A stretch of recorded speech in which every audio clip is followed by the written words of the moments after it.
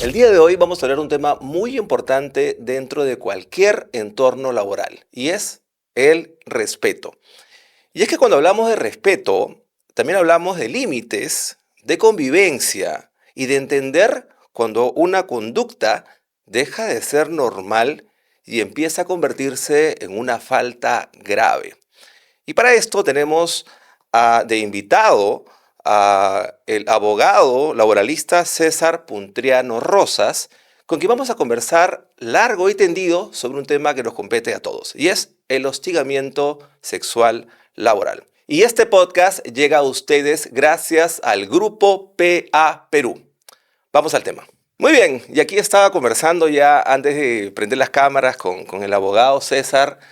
¿Cómo estás, abogado? Gracias por venir, por darnos tu tiempo para conversar de este tema tan importante. Encantado, feliz de estar acá. Muy bien, y conversamos hace un momento de que este tema del respeto dentro del trabajo es importantísimo que se converse ya en entornos un poco más formales, como el de usted, que es abogado laboralista.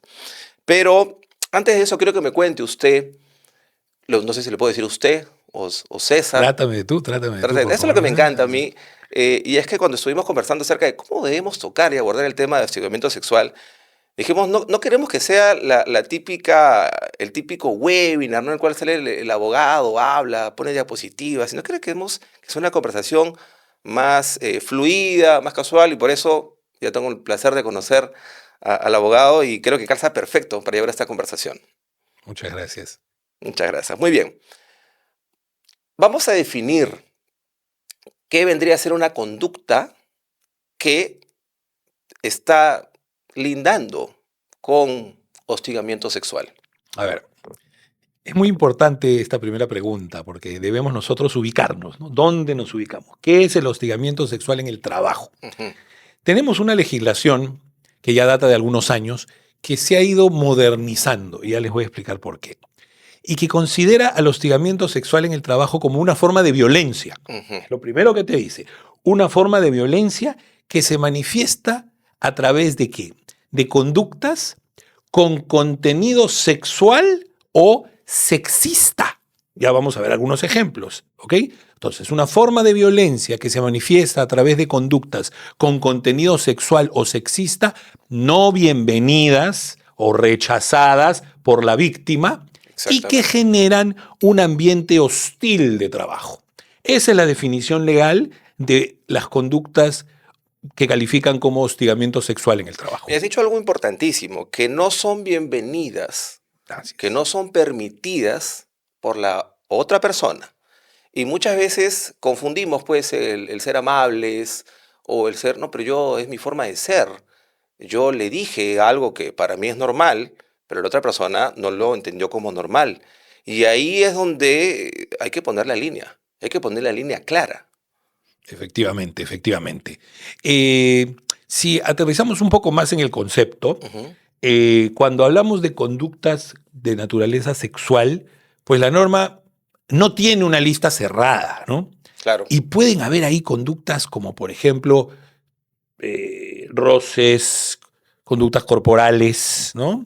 Pero también podría haber un hostigamiento sexual virtual, ¿no? A Ujú. través del envío de memes, WhatsApps, con fotos subidas de tono, por Eso se ha ejemplo, ¿eh? puesto muy Exactamente. en boga, no voy a decir de moda, porque no puede ser una moda. Se ha puesto muy en palestra, ahora último, por el WhatsApp. Correcto, correcto. Pero lo interesante también de nuestro marco legal es que los estereotipos de género también son considerados como conductas de hostigamiento sexual en el trabajo. Ujú. No sé, pues la típica de asociar a la mujer con ciertas características Claro. que no corresponden, o al varón también, ¿no? No sé, pues cuando le dicen a la mujer, oye, ándate a cocinar, o al varón, ¿por qué muestras debilidad? Pareces una nena, ¿no? Ujú. Que son, creo yo, expresiones arcaicas. Pero bueno, ese tipo de expresiones que no son necesariamente o no tienen un contenido sexual, también califican como actos de hostigamiento sexual para nuestra normativa. Es lo que creo que en una etapa previa le dicen, me están haciendo bullying, Más o menos, más me o están menos. haciendo bullying. Eso jala, creo que son conductas que uno las termina de ver en el colegio, las llevas, se normalizan en el hogar, creería yo, dentro del contexto social, ¿no? En el barrio, los que son de barrio, yo también soy de barrio, hay mucho tema de que hablo así porque así aprendí a vivir y a sobrevivir dentro del barrio, pero cuando se llevan a entornos más formales como el trabajo, ya hay como que, oye, vamos a poner las cosas en orden. Tal cual, porque también hay un tema cultural detrás, ¿no? Nuestra Exactamente. sociedad es machista y eso es la Exact verdad. Eso es un tema que hay que reconocerlo. Sí, Vivimos pues. primero somos sudamericanos, machistas. De ahí lo otro, somos en Perú. Perú es un país machista, Así como es, tal. efectivamente. Entonces eso genera que se normalicen ciertas conductas que en realidad no deberían darse, ¿no? O sea, hay muchos casos, ¿no? Gente que, por ejemplo, la típica que te dicen, oye, tú hablas con las manos. ¿Cómo así? Ah, es que cuando me hablas me tocas. Ujú, O me quieres llamar, en vez de decirme, oye César, ya me estás agarrando, ¿no? ujú. O en la oficina, gente que puede ser, sin quizá una mala Claro. intención, suelen ser muy invasivas en el espacio de sus compañeros de trabajo. Y claro, ese tipo de situaciones incomodan, pero podrían también ser interpretadas como una conducta de hostigamiento sexual y la persona que en su cabeza no estaba, digamos, generando ese tipo de conductas termina en una denuncia. Todo parte por entender con quién tienes estos comportamientos y si es que son aceptados dentro del contexto en el cual estás. Usted mismo, cuando comenzó a explicar, ya da la definición de lo que es hostigamiento sexual, tocó el tema. Si es que son aceptados dentro de ciertos círculos en el entorno laboral o no. Porque ese tema del saludo, que lo hablábamos antes de empezar con el podcast, hay personas que llegan, entran, desde que te van a saludar, de frente te dan la mano y te jalan y te apretan el brazo y qué gusto de verte. Y no lo conoce y es como que, ¿qué pasó? O te toco la espalda, es la clase que te toca la espalda, te tocan el brazo. Y eso es como que, oye, no estamos en esos términos.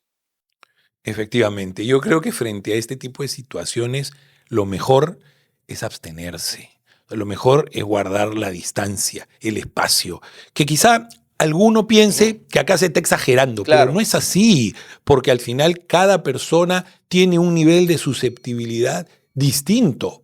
Entonces, si para una persona eso es normal, no significa que para la otra lo sea. Pasa mucho, por ejemplo, en los equipos de trabajo. Tal cual. Llega un nuevo integrante o una nueva integrante al equipo de trabajo y hay alguna conducta ya normalizada, ¿no? Ah, no, tal es así, ya lo conocemos, ¿no? Pero esa nueva persona no tiene por qué, digamos, adaptarse a esa conducta. Al contrario, más bien lo que debería ocurrir es que esa conducta no debería darse. Porque recuerda que el hostigamiento sexual supone crear un ambiente hostil de Claro. trabajo, un ambiente incómodo de trabajo. Y se supone que eso no debería ocurrir, ¿no? Y hay bromas, hay comentarios sobre el cuerpo. No sé qué pasa. Yo, la verdad, he tenido la maldicha de encontrarme con grupos dentro de trabajos donde los primeros comentarios son, oye, empieza con, ¿estás bien? ¿Te bajaste de peso? ¿Qué pasó? O, ¿estás gordita? O estás gordito. Y es que de la interlocutora es como que, y en su mente está como que, ¿por qué me tiene que tocar el tema de mi cuerpo? ¿Cuántas de estas bromas usted ha visto que terminan en, oye, hay un canal ético dentro de las empresas, ¿no? Pero no suelen terminar ahí, que terminan en consejos o consultas con un abogado. La pregunta es buena porque el hostigamiento sexual en el trabajo no solamente se manifiesta a través de digamos, del acercamiento físico, Claro. sino también una mirada, Ujú. un comentario, ¿no? Entonces, la persona que se siente incómoda suele demorarse en activar los canales, no es algo automático, por más que las compañías, como el Claro. caso del Grupo PA Perú, que tiene canales Ujú. apropiados para este tipo digamos, de denuncias, ¿no? Las personas se sienten cortas. Sí, pues. Se sienten cortas porque aquí hay otro sesgo también cultural que es el que dirán. Ujú. Uy, se van a enterar, van a pensar que yo he sido la culpable o el culpable, Me ¿no? van me van a sacar del grupo, porque Así es como es. que eres el tiradedo o la tiradedo que no entienden la forma que tenemos porque ya está normalizado, y como yo alzo la voz, Pues ya no lo invito a este contexto, ya no lo invito a estos almuerzos. Obviamente, yo sé, cuando he estado en el corporativo, que salen a almorzar en grupo, ¿no? Como que vamos a almorzar, ya, viernes, pagaron quincena, fin de mes, vamos a almorzar. No, ay, no le invites porque él o ella nos ha hecho una denuncia. O está como que... Así es, así es. Entonces, aquí hay un tema bien importante porque las personas, digamos que prefieren no denunciar y claro, eso es como una bomba de tiempo. Claro. Porque el hostigamiento sexual afecta de muchas maneras a la víctima, ¿no? Y claro, el no denunciar yo creo que tampoco es que debería darse. Por eso es que es bueno que sepan, que las personas que nos están mirando sepan que hay canales, ¿no? Que la compañía tiene los canales para poder hacer las denuncias, que son confidenciales, porque la confidencialidad es un pilar fundamental aquí y desde luego la confidencialidad y la objetividad al momento de, digamos, seguir el procedimiento, ¿no? ¿Y qué le podríamos decir a una, no voy a entrar, o sí, lo voy a decir como tal, víctimas? O sea, en la pauta está víctimas, estaba dudando en decirlo, ¿no? Pero sí, la verdad, pues, ¿no? O sea, hay que tomar las palabras como son. ¿Qué le podríamos decir a una víctima que está comenzando a sentir acoso, que lo puede interpretar como bullying, como que, ay, me están molestando? ¿Qué le podríamos aconsejar para que pase esta brecha? Porque en realidad, como que, ay, que no quiero caerle mal, por eso no denuncio. ¿Qué le podríamos decir a alguien para que reconozca esta actitud? Yo creo que, y lo que va a pasar, mira, es que seguramente lo primero que va a hacer esa víctima es pedirle o requerir a este presunto hostigador, digámoslo así, que cese su conducta. Eso pasa siempre, ¿no? Porque si a mí no me gusta alguna actitud de otra persona, yo le voy a decir, oye, para. Es lo que se diría dentro del argot, vamos a parcharlo. Si es que hablamos de un argot desde el trabajo, algo así, ¿no? Vamos a ponerle el pare. Exactamente, eso es lo que va a pasar. Claro. Y hasta ahí es algo ya muy personal dentro de la esfera de la víctima, ¿no? Correcto. Digamos.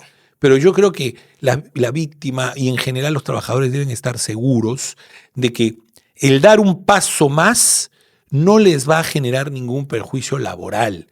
Al contrario. O sea, la compañía y en general las empresas tienen este tipo de canales porque es parte también, fíjate tú, de la importancia que se le da en la organización a la salud mental. Claro. Porque esto es un tema que te afecta mentalmente. Entonces, decirle a la víctima que se sienta segura o seguro de dar el paso, de activar los canales, porque esa activación de canales no va a suponer ninguna represalia contra el denunciante o la denunciante. Al contrario, es positivo. ¿Por qué? No solamente porque permite realizar una investigación y generar una medida correctiva que va a beneficiar a la víctima directamente, sino que también va a beneficiar a la organización en general. Para ir depurando. Así es. Ir depurando. Y ojo, no necesariamente esto terminará de repente en el despido del denunciado, pero quizás en alguna otra medida correctiva y también en medidas preventivas para evitar que vuelvan a darse este tipo de situaciones. Tal cual. Estábamos hablando hace un momento de los canales. ¿Qué canales suelen existir dentro de las organizaciones? En el caso del Grupo PA, hablamos hace un momento de que hay un WhatsApp, hay un correo, pero ¿cómo activar esos canales? A veces como que, oye, pero ese correo es anónimo, ese WhatsApp es anónimo, ¿qué van a decir? Pero no es mucho de qué van a decir. Correcto. A ver, yo te diría que, y si me permites dar un paso previo, Dale. Fíjate que la ley te dice de que se puede activar un procedimiento de investigación, ¿no?, contra el hostigamiento sexual, sea por denuncia o sea en automático. El término legal es de oficio. O sea, si es que se conoce una situación y la víctima no se anima, la compañía puede activar el procedimiento. Claro. Y en el segundo caso, como tú bien has señalado, a través de los canales, a través del celular, como tiene el Grupo PA, o a través de un correo electrónico, ¿no? Que inclusive la víctima podría pedir anonimato, podría pedir reserva de identidad. También. Muy bien. ¿Y qué rol viene a cumplir recursos humanos dentro de toda esta dinámica? Recursos humanos, el comité, ¿qué rol vienen a cumplir? Fundamental, son piezas fundamentales. A ver, lo que la regulación establece es un procedimiento. Las compañías deben implementar un procedimiento para prevenir y sancionar estos actos de hostigamiento sexual. Y Recursos Humanos y el Comité de Intervención frente a los actos de hostigamiento sexual tienen un rol fundamental. Normalmente quien recibe la denuncia, que podría no darse, es Recursos Humanos. Entonces, Recursos Humanos recibe la denuncia y una vez que la recibe, tiene que levantar un acta y decirle y garantizarle a la víctima que sus derechos se van a respetar. Tu dignidad, tu integridad, la confidencialidad. Y tiene que ofrecerle canales de atención psicológica. Digamos, a ver si la víctima los toma o no. Adicionalmente, Recursos Humanos debe implementar, sea porque la víctima lo pide o sea porque lo considera conveniente y oportuno, las llamadas medidas de protección, como por ejemplo, rotas de área al denunciado, Claro. le cambias el turno, o si la víctima es la que quiere rotar, rotas a la víctima. Eso es parte del rol de Recursos Humanos. Y Recursos Humanos también debe notificar de la denuncia al comité y también al Ministerio de Trabajo. Hay esta obligación para que el Ministerio de Trabajo tome nota de la existencia de una denuncia contra sobre actos de hostigamiento sexual. Luego, cuando el comité recibe esta denuncia, el comité es el investigador, el fiscal, digamos así, para hacer un símil. Entonces, el comité entrevistará al denunciante, entrevistará al denunciado, a los testigos, evaluará las pruebas, discutirá entre ellos y emitirán un informe con una propuesta de medida. Primero, dirán si hay o no hostigamiento sexual en el trabajo. En segundo lugar, plantearán una propuesta de sanción eventualmente. Y en tercer lugar, las medidas preventivas. Lo interesante del comité es que está compuesto en un 50% por trabajadores elegidos por la compañía y la otra mitad son trabajadores elegidos por sus propios pares. Y también la norma te dice que tiene que ser paritario y con equidad de género. O sea, mitad hombres y mitad mujeres, para que haya ese equilibrio, ¿no? Entonces, el comité emite su informe, lo regresa a Recursos Humanos y ahí viene la decisión final. El informe podría decir, acto de hostigamiento sexual, recomendamos que le llamen la atención al trabajador. Ok. Entonces, Recursos Humanos verá si hace suya la recomendación y le llama la atención. Podrían recomendar también un despido por falta grave, que fue lo que dijiste al inicio, que esto puede llegar a ser una falta grave. Pero todo va a depender de cada situación. Por ejemplo, si la persona tiene antecedentes, me refiero al denunciado, si es un superior jerárquico también, por ejemplo, a cuántas personas ha afectado, el nivel de afectación de la víctima, todo eso, digamos que importa al momento de graduar la sanción que se va a aplicar. Estamos hablando de un contexto bastante robusto sobre el análisis del caso, como Así todo es. caso. Yo tengo acá, que hemos preparado con el equipo de producción, algunas casuísticas que quiero comentárselas para ver cómo podrían de repente en cámara o de repente los chicos en su casa, cuando están viendo este contenido, vamos a poner ejemplos para que lo puedan comprender, ¿no? Una colaboradora siente que un compañero o superior la incomoda hace semanas, pero no hace nada porque teme quedar como la compañera conflictiva. Y acá yo escuchaba esta frase de, no le digas nada porque es conflictiva o es tóxica.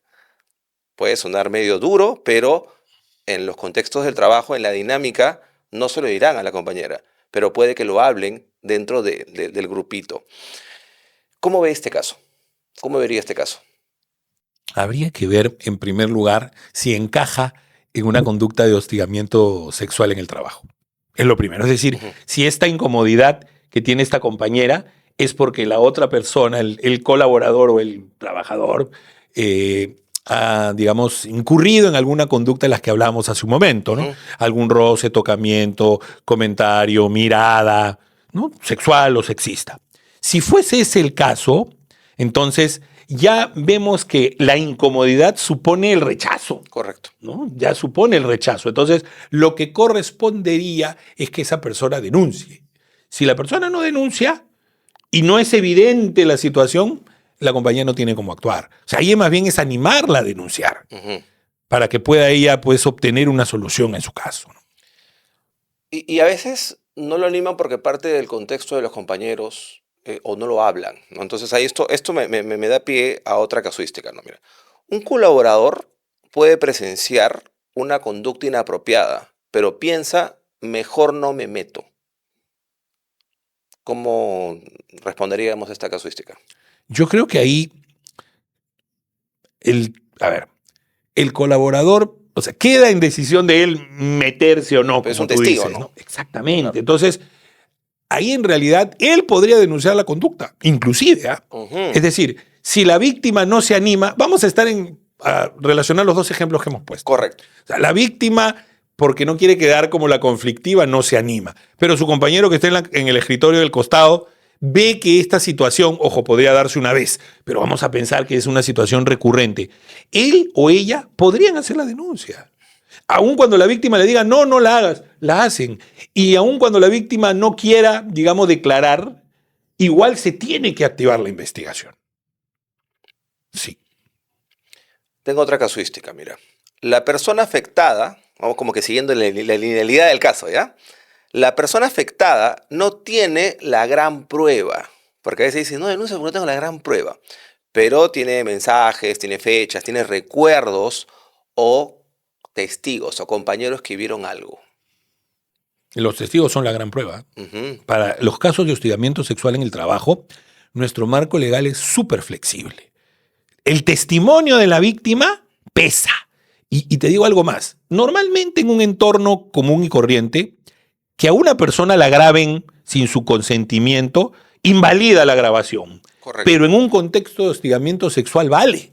Porque claro, la víctima no va a decirle al hostigador, un ratito que te voy a grabar. No, de repente ya activó el celular y lo está grabando, eso vale.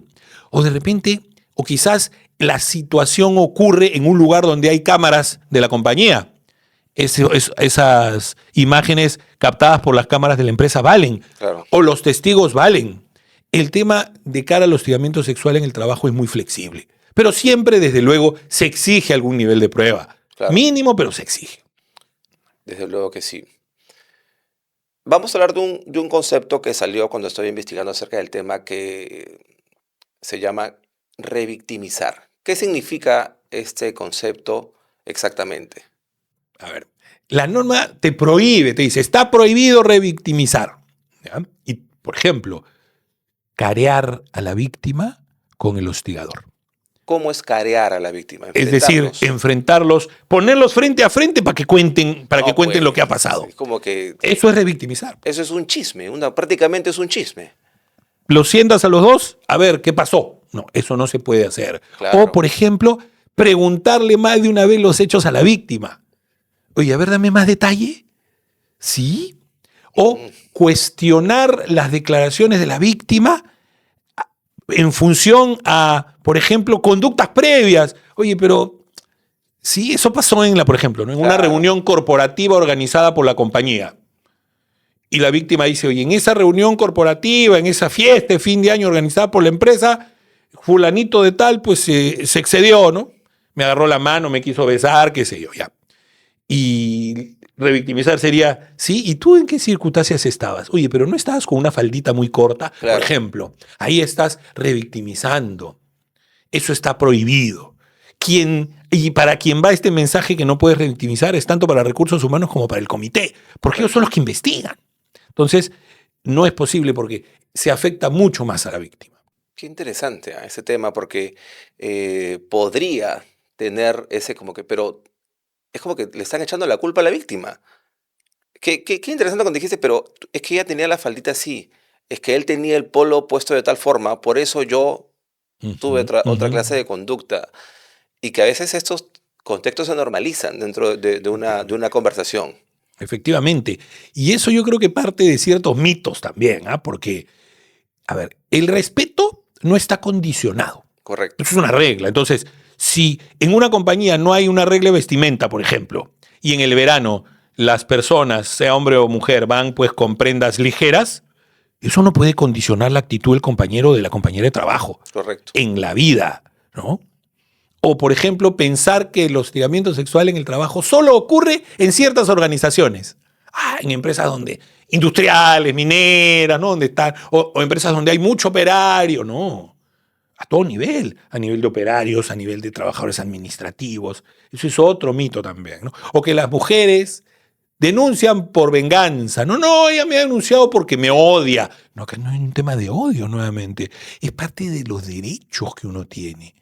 Porque al final del día, la conducta de hostigamiento sexual afecta a la víctima desde múltiples aspectos. Te afecta mentalmente, Correcto. te afecta físicamente, ¿no? Porque al final nosotros somos una unidad. Si tenemos una afectación mental Claro. y estoy estresado o estresada por esta situación, tengo ansiedad, tengo temor, ¿qué va a pasar? Me va a doler la cabeza, me va a doler el estómago, voy a tener insomnio. Es una afectación, pues, desde múltiples aspectos. Y eso se refleja, fíjate, en las relaciones personales, ¿ah?